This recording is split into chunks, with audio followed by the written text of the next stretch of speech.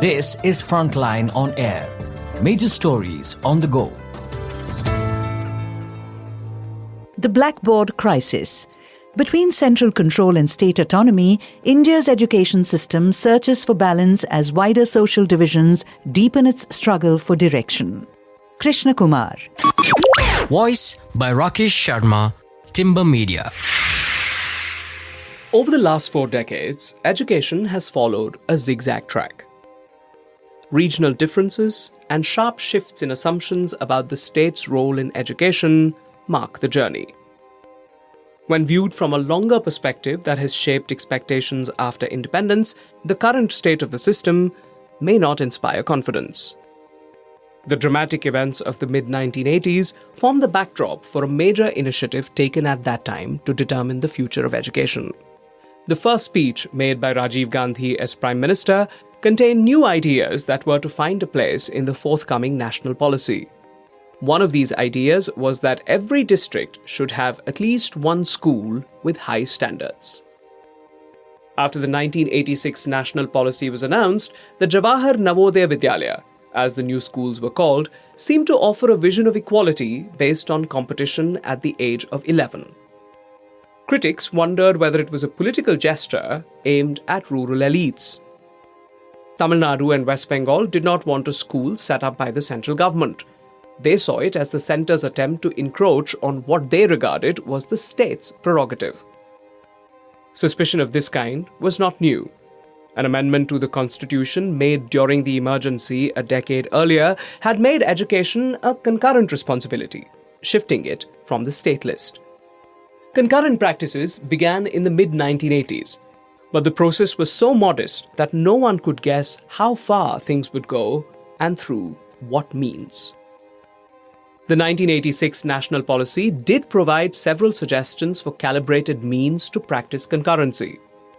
While established mechanisms such as the Central Advisory Board of Education, CABE, continued to operate, a new mechanism, the National Curriculum Framework, NCF, was introduced. It aimed to become a means to build consensus around familiar curricular conflicts and reforms. The effort proved valuable for a while, but now, in the middle of the third decade of the 21st century, the consensus achieved earlier on several issues is coming apart. Between centralized control and regional assertions, the system is struggling to find a middle ground. A window opens briefly. The journey from the mid-1980s to the present was neither straight nor smooth. Resistance to policies emanating from the dominant economic ideology of neoliberalism took various forms and accomplished its diverse goals in different measures. A window for resistance opened somewhat wide when the United Progressive Alliance, UPA, unexpectedly won the parliamentary election in 2004. The first phase of this regime enabled institutions such as the National Council of Educational Research and Training, NCERT, to recover the ground lost in school curriculum and textbooks under the preceding National Democratic Alliance, NDA, rule. A new NCF was drafted, followed by syllabi and textbooks that marked a major departure in pedagogic terms. Many state governments, including Tamil Nadu, modified their own syllabi and textbooks in the light of the new NCF. The Sarva Shiksha Abhiyan, SSA, mutated into a veritable social movement in several parts of the country. In Uttar Pradesh, where no one expected cultural energy to lead a state program, the involvement of Mahila Samakhya led the Kasturba Gandhi schools for girls from marginalized social groups to stunning success. This wave of determined progress towards gender equity was crowned by the passage of the Right to Education RTE Act in Parliament in 2010. It kindled grand hopes of substantial change in the social character of secondary and higher education. But these hopes proved premature. The process of central funds reaching the states for elementary education was affected by the dismantling of the Planning Commission and changes in funding procedures for flagship programs like the SSA.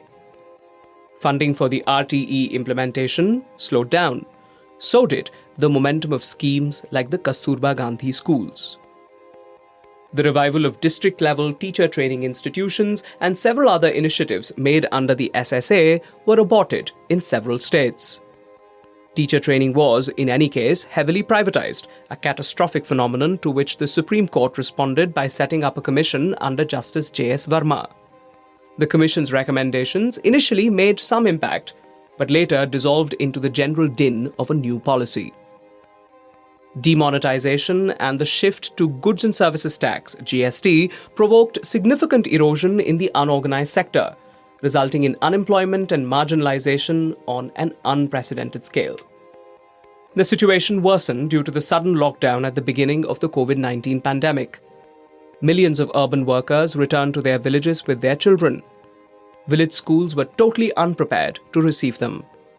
The decline in parental capacity to keep children, particularly girls, in school became fully visible during and after the pandemic. Higher education. The picture of higher education presents a reality that looks similar to that of school education, but it is, in fact, quite different, and the route it has taken to the present scenario over the last 4 decades is also different. Privatization had already set in during the 1970s in professional fields like medicine and engineering. What had begun as a capitation fee model mutated into a full-scale privatized system of higher education by the turn of the century. The Programme of Action, POA, which came 6 years after the NEP, indicated this route, and many observers had anticipated a steep decline in state funding of higher education.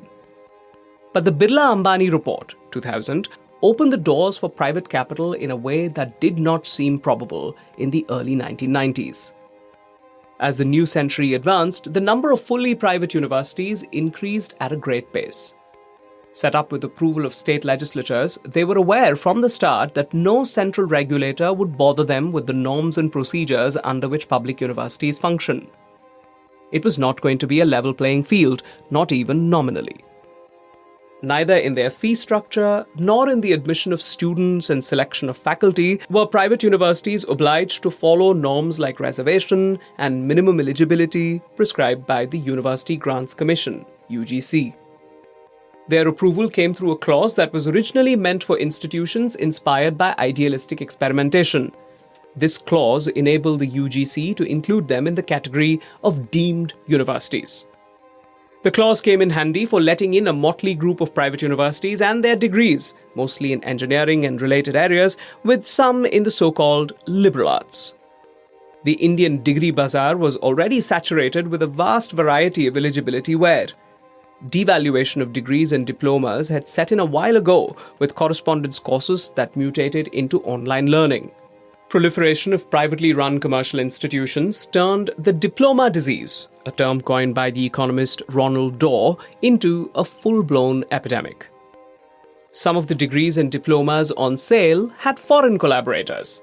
They fetched higher prices, to be paid by parents lacking much knowledge of what they were paying for. State policy called all such degree courses self-financing, mimicking the West where students work in order to pay for their education. Mimicking the West, especially the US, is now center stage in policy and practice.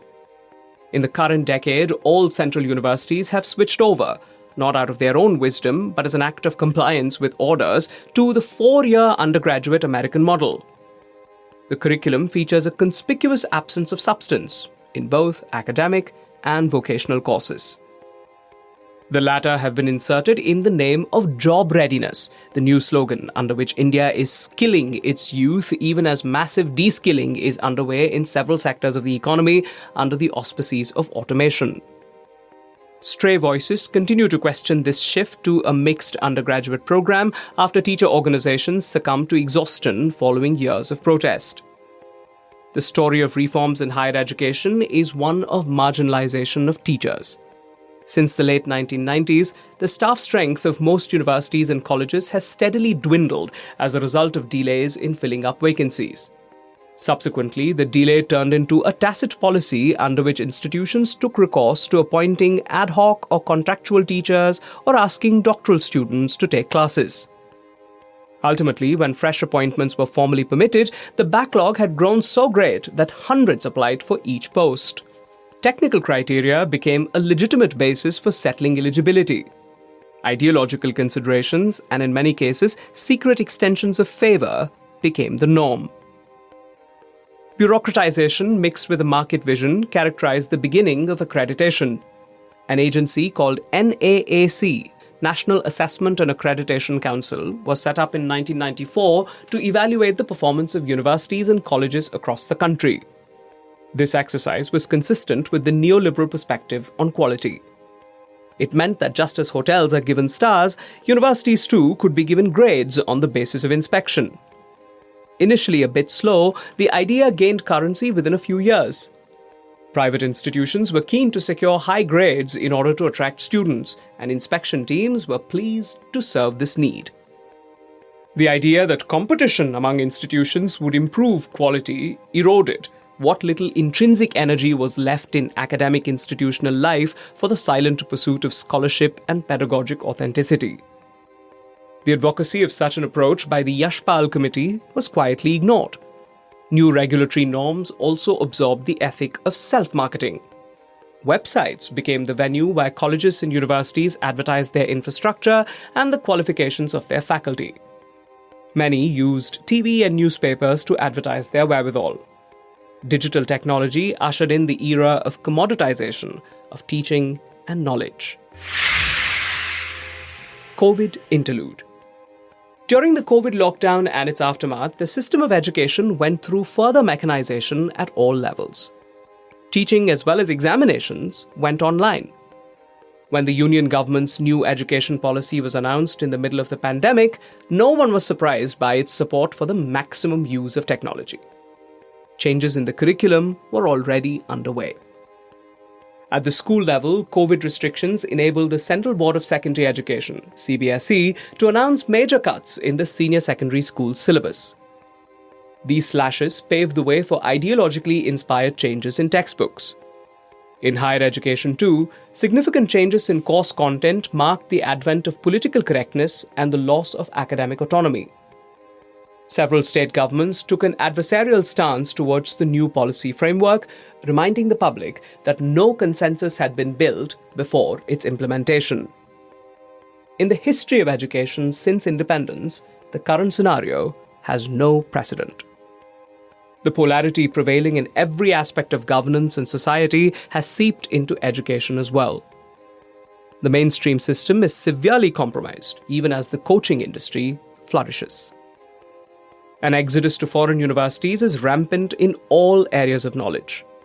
It is a testimony to the disappearance of the goal of self-reliance that the system of education had pursued during the first 3 decades of independence. Krishna Kumar is a former director of NCERT. His latest book is Thank You, Gandhi. This is Frontline on Air. Major stories on the go.